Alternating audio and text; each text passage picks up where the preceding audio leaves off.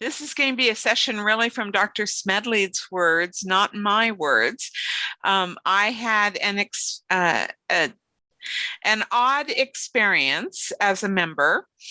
When I first joined Toastmasters and more years ago than I'm going to admit to, I was very fortunate to get some very strong mentors who took me on as a future leader project.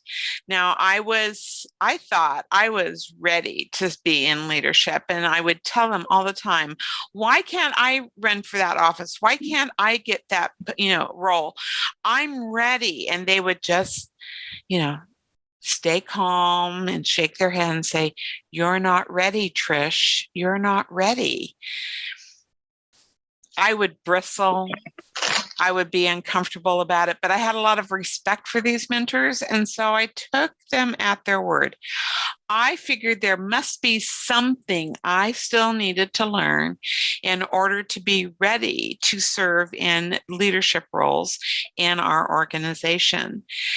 And so I went on a mission to try to find out what it was that I didn't have that I needed in order to become a leader. And it was at that journey I found Dr. Smedley's writings and started reading them and learned so much about the background of our organization, what grounds us, what makes us tick still today, and what an excellent job all those visionary first leaders of our organization did at laying down foundations for building leaders that are still as relevant today as they were nearly 100 years ago.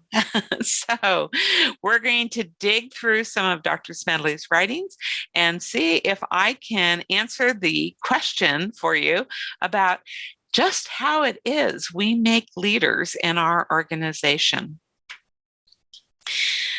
Let's start with 3 different perspectives, specifically from points of time in Dr. Smedley's involvement with Toastmasters. The first was, how did Toastmasters come about? And in his own words, this is what he wanted to accomplish. He wanted Toastmasters to be for the community. He wanted people from all walks of life to be able to learn how to talk, how to conduct meetings, how to plan programs, and how to work on committees. Now, look at those really carefully. Talking is only one of them. Leadership is about 3 of them: conducting meetings, planning programs, and working on committees. Leadership has been foundational to our organization since it began. It wasn't just with the introduction of the leadership track in about 2010 that leadership became a focus. It has been here since the beginning. So I want to make sure that you're aware Dr. Smedley had an eye not only for teaching good communication skills, but also teaching leadership skills right from the get-go. The next comes from Dr. Smedley after about 50 years with Toastmasters, and he was reflecting on what had transpired during those 50 years. And he said that he was impressed by the fact that a simple idea put to work in so simple a manner had grown into such an instrument for service to so many people.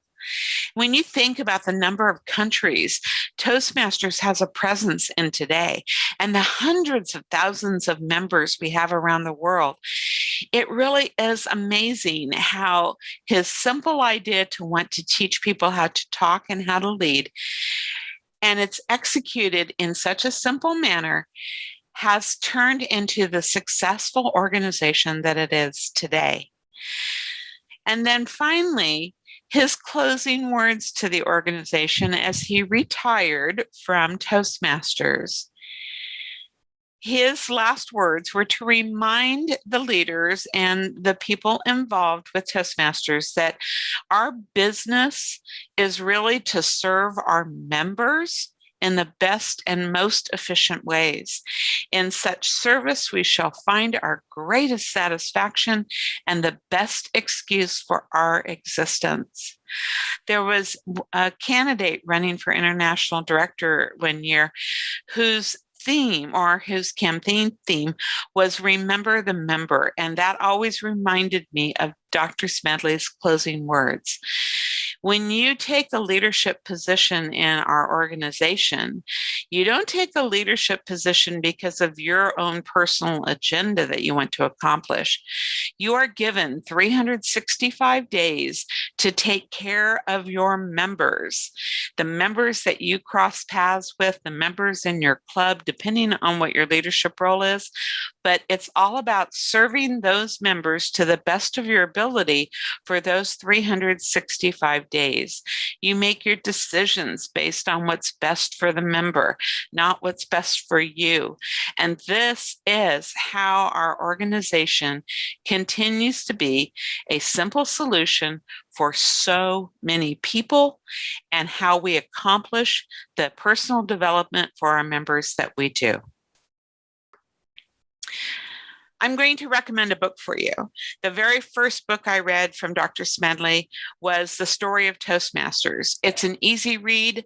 It's available through toastmasters.org. It's only about 100 pages, but it talks about the challenges that he and the other early leaders went through to actually establish Toastmasters as a nonprofit organization and how they put documentations together that we're going to be talking about in order to lay the foundation.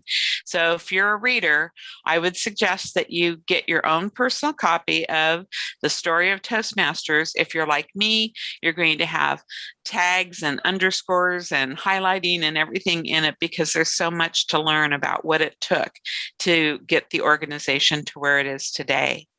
So let's take another pulse check here. What were some of the first things that have been established that we still depend on today? Our organization's focus remains on Dr. Smedley's original vision through 3 specific statements. The first is our international brand statement. The second is our brand promise statement. And the third, most of you should be familiar with, it's our club mission statement. The international mission statement and the brand promise statement will filter through to the club mission statement. There's a common thread in each of these statements, and you'll see it in the blue word, empower. Empower is really the essence of how people benefit from their membership in Toastmasters. I encourage people to memorize the club mission statement because in it, it tells you everything that you need to stay focused on when you are leading. We provide a supportive and positive learning experience in which members are empowered to develop oral communication and leadership skills, which in turn foster self-confidence and personal growth. Many clubs will start by a reading of the mission statement, but again, I'm going to encourage you to memorize it, get emblazoned on your brain, because when you're leading in our organization in particular, you may not have a copy of the mission statement right in front of you, but that mission statement is how you ground yourself in everything that you need to be accomplishing as a leader. Now, let's not guess at the word empowered. Let's go right to the Oxford Dictionary and find out what empowered means. It means to give someone the authority or power to do something. It also means to make someone stronger and more confident, especially in controlling their life and claiming their rights. Oh boy, I'm empowered. I'm empowered. I have the power. Oops. No, that's not really it. Empowerment isn't about power that you have over other people. It's about the power you have over yourself and your future. Our program is development. You define your path. You define the nuances that you want to spend more time studying about. You are the ones that make the choices for yourself on how you're going to grow. And you need to know our educational program well enough to find those nooks and crannies that will help you get the skills that you need. I often get teased about how well I know the nooks and crannies of Toastmasters. And when I'm talking to VPEs, I try to challenge them to do the same thing.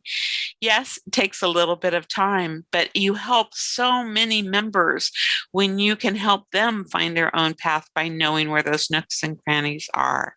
So let's take that empowerment a little bit more forward. Now that we know we've got mission statements, brand promise, and we've got a club mission statement to help ground us as leaders, what would be the next logical thing that we'd want to take a look at in terms of how we develop leaders? Well, it comes from the Toastmasters Promise. Think about it. If all members in every club lived up to this promise, then how excellent would the club experience be? But many clubs don't keep the promise first and foremost in their club environments as reminders to the members. For example, does your club read through the promise with every member before you accept the payment? I don't like to let anyone join Toastmasters unless they feel confident they can live up to all the things on the bullets in the promise. So I like to read it with them first and make sure that I answer any questions. And if they decide Toastmasters is for them, then I accept their membership application and payment. We often restate it during every member induction in my home club because all clubs formally induct their members, right? Just say yes. Yes, you will. We also, in another one of my clubs, print it on the back of the name tints that we put on our tables when we're meeting in person, which many clubs are starting to go back to now. So print it on the back of those name tints so that it's facing the members during the course of every meeting as a constant reminder of how we're supposed to be excellent members. The other reason I so value the promise is because when I did start leading by coaching clubs or working with orienting new members, I often went back to the promise to remind members about things. If there was a situation where I needed to have a conversation about adjusting their behavior or their expectations, I would often refer back to the promise. Let me give you an example. I was involved in coaching a club many years ago, and we had one member in the club that just came up to us afterwards and absolutely got in our face and said, "I don't evaluate. I'm not going to evaluate. Don't put me into evaluator role. I don't evaluate. I'll give speeches. I'll do everything else, but I don't evaluate." Oh, okay. I'm not going to argue it with them at that point. But one of the things that we encouraged the club to do was, as a refresh, re-induct all the members. So we told everybody we were going to have a mass member induction ceremony at an upcoming meeting and make sure that they were there. And when we went through the induction ceremony, this member was at the induction ceremony, and we inducted the members, and we read the Toastmasters Promise as part of their induction. And then when we had an opportunity to go back and talk to the member again, and they still thought that they weren't going to ever have to do an evaluation, we reminded them of the members' promise to provide fellow members with helpful, constructive evaluations. And that was our basis then for having a conversation about what was it about evaluations that made them not want to participate in them. And that's how we broke the ice on that conversation. Okay. If a club membership in its entirety lives the promise, then the club mission becomes actualized. All the things about attending meetings, doing your projects to the best of their ability, giving the constructive evaluations, serving as a club officer when called upon to do so. Yeah, that one's in there too. There's also the one about bringing guests to the meetings so that guests can make the decision for themselves about whether they want to benefit from Toastmasters membership.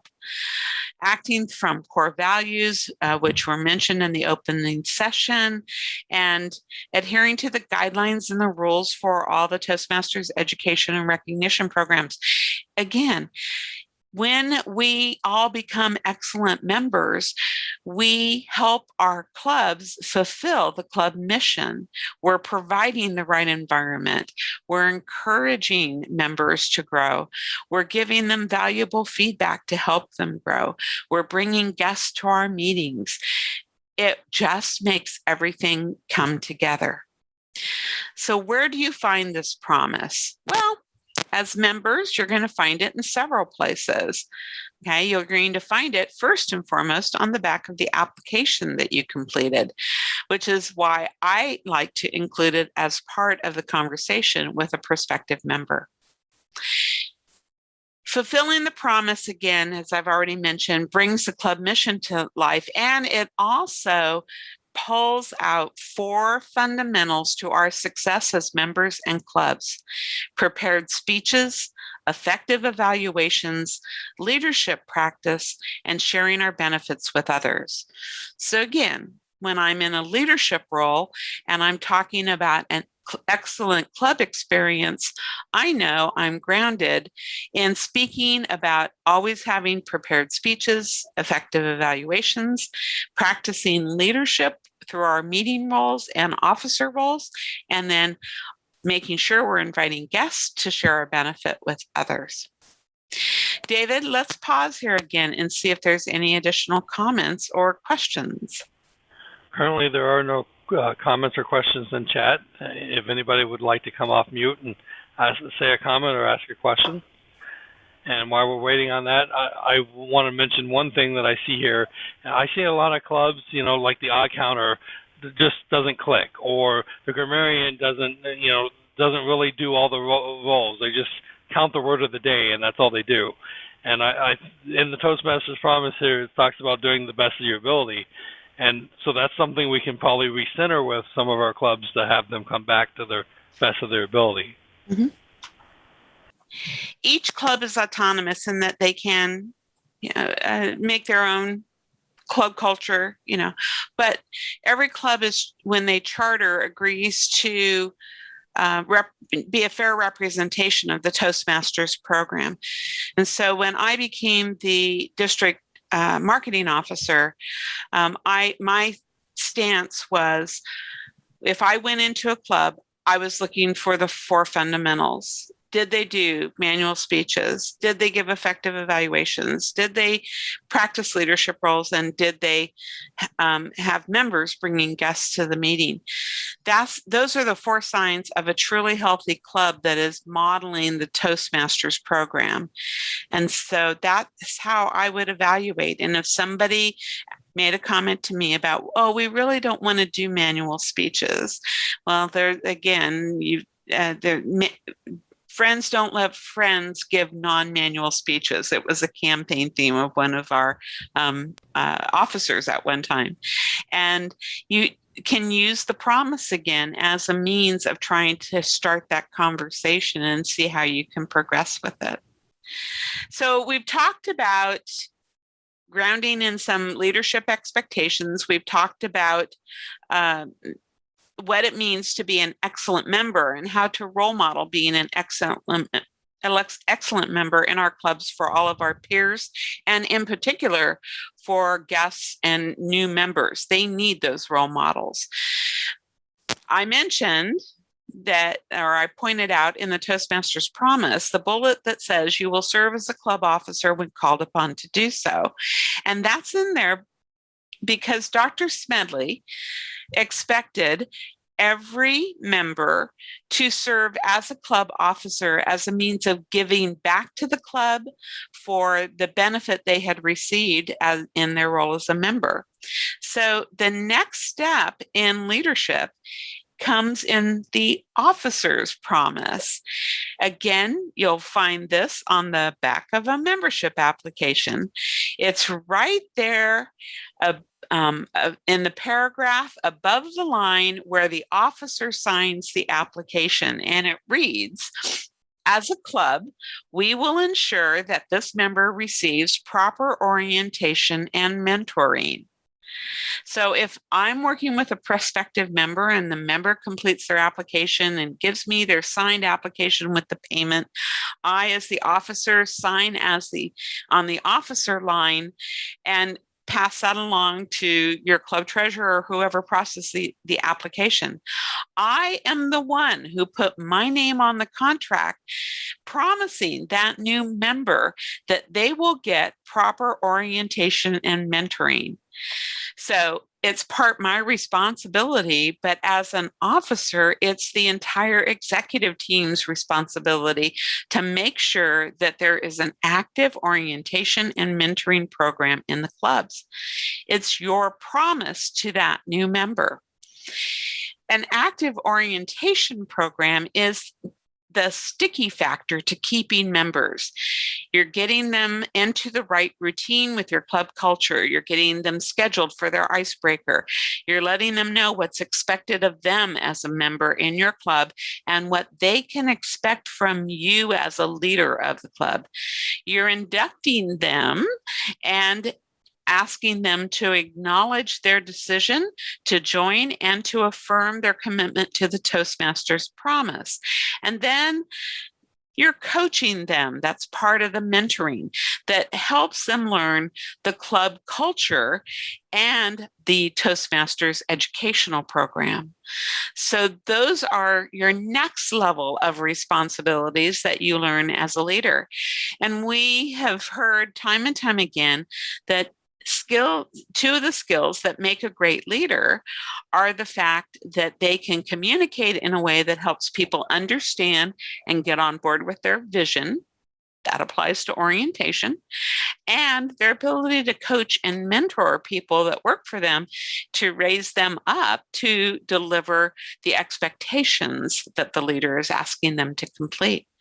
So now we have learned how to be a good citizen, and now we're also learning how to properly orient and mentor people to make them successful Toastmasters. Okay. There's been an endless debate about who's responsible for orientation and mentoring, but the truth of the matter is all the officers are responsible. So it really doesn't matter. The people who are able to jump in and get those things done should do that. And then they should be training the others how to do it equally as well. So far, we've grounded ourselves in the vision and the brand statements. We've empowered everybody to develop their own learning plans to meet their own personal development needs. And we've asked everybody to commit to the promise that when fulfilled, delivers the right learning environment to accomplish those things. Where are we going next? Dr. Smedley and the early leaders of Toastmasters developed something called the Memorandum of Organization. This came about because as Dr. Smedley tried to start Toastmasters clubs, and then he would have to move on to another geographical location, none of those clubs were getting established and sustaining themselves. There was something missing, and he had to try to figure out what it was. That something came about through this Memorandum of Organization. It was the lead-in for what we now know as the club constitution. But what it did was it instilled two things: that every club would have, there would be officers to lead the club, and there would be a club business portion of the agenda at every meeting to give the officers another leadership practice opportunity. So those were two of the first early things that came out. And after those two things, clubs started sticking that Dr. Smedley started. As I mentioned, these have grown into what we now know as the Constitution. But right at the very beginning of the Constitution is our purpose statement. And in that purpose statement, you'll find 7 specific steps for club excellence. These 7 steps to excellence are specifically called out here. This is not the Distinguished Club program, but it is an early start for establishing a measurement tool to determine how excellent a club was. Notice that there are 3 of these 7 focused specifically around communication type actions and 4 around leadership.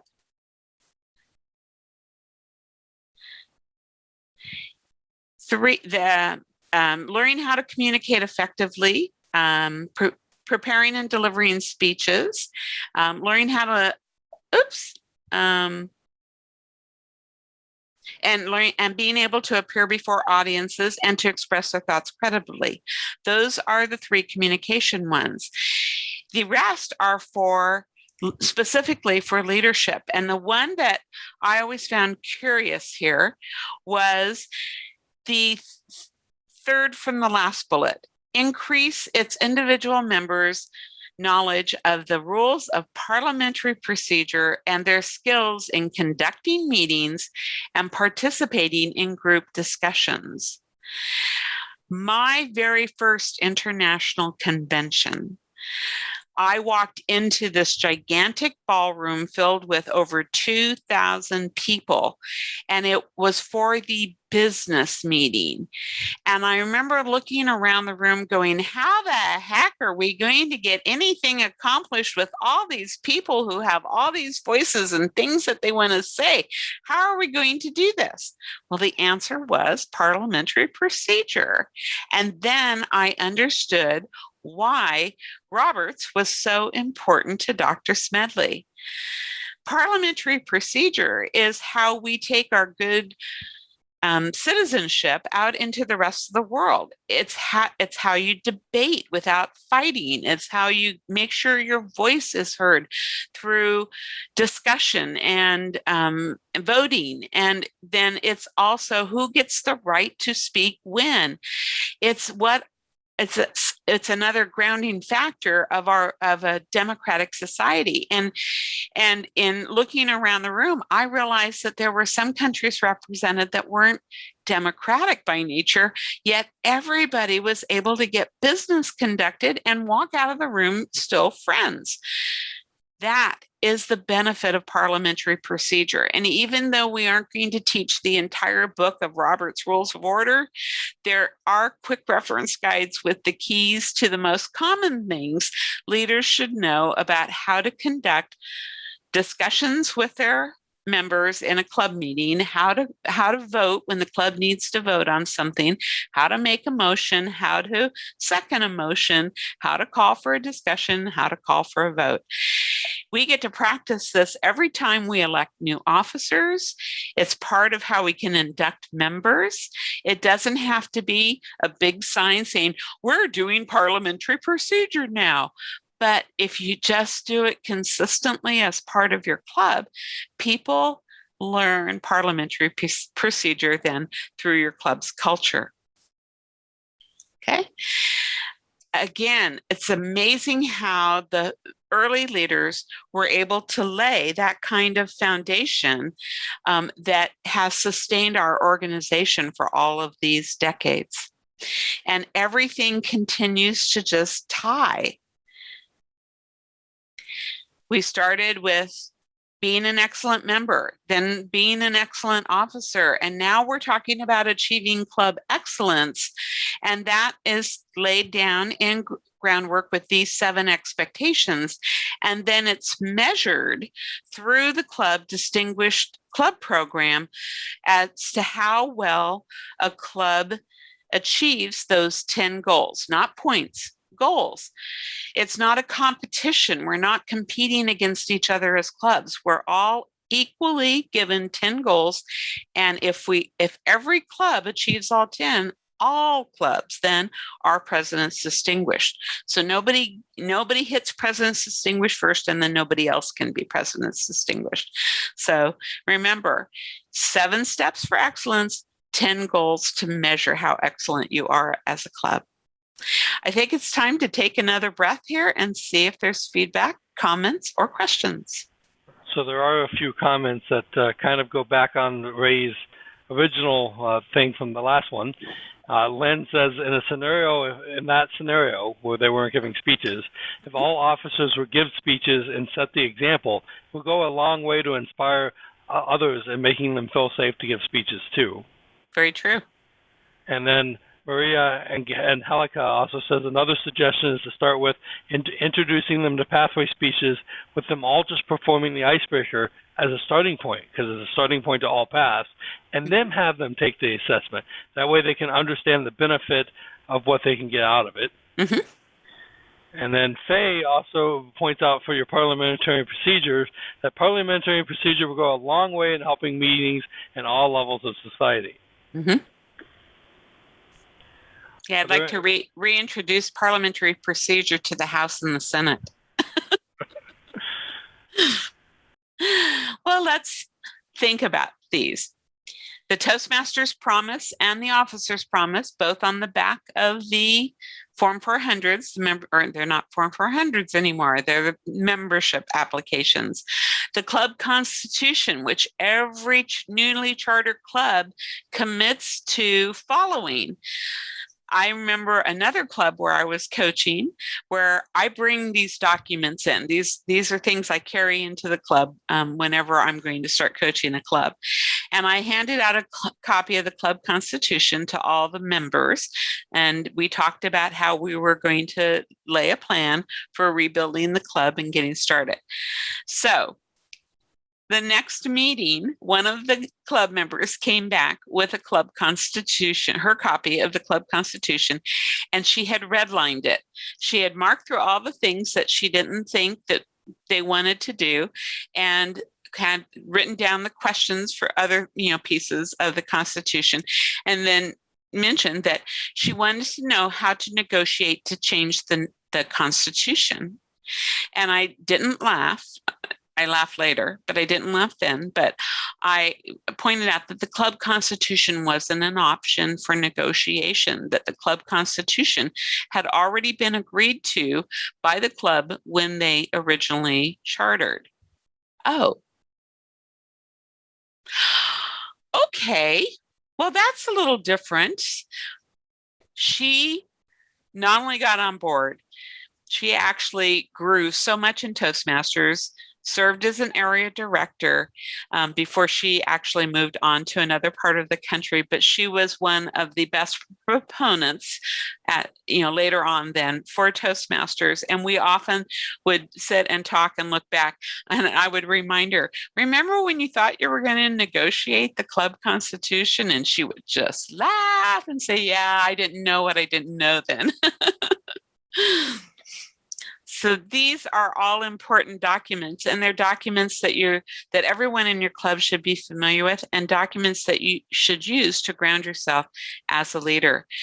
When you role model these documents as a leader, and as you continue in your journey where you learn and then you give back, and you learn and you give back, so long as we make a commitment to coach and mentor based on the expectations laid out in these documents, and not because so-and-so said this is how we do it, then we will be able to move and effectively influence and cultivate leadership behavior in our members.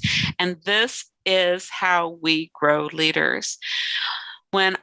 After all my years in Toastmasters, it's the new members coming in that are still the lifeblood of the organization.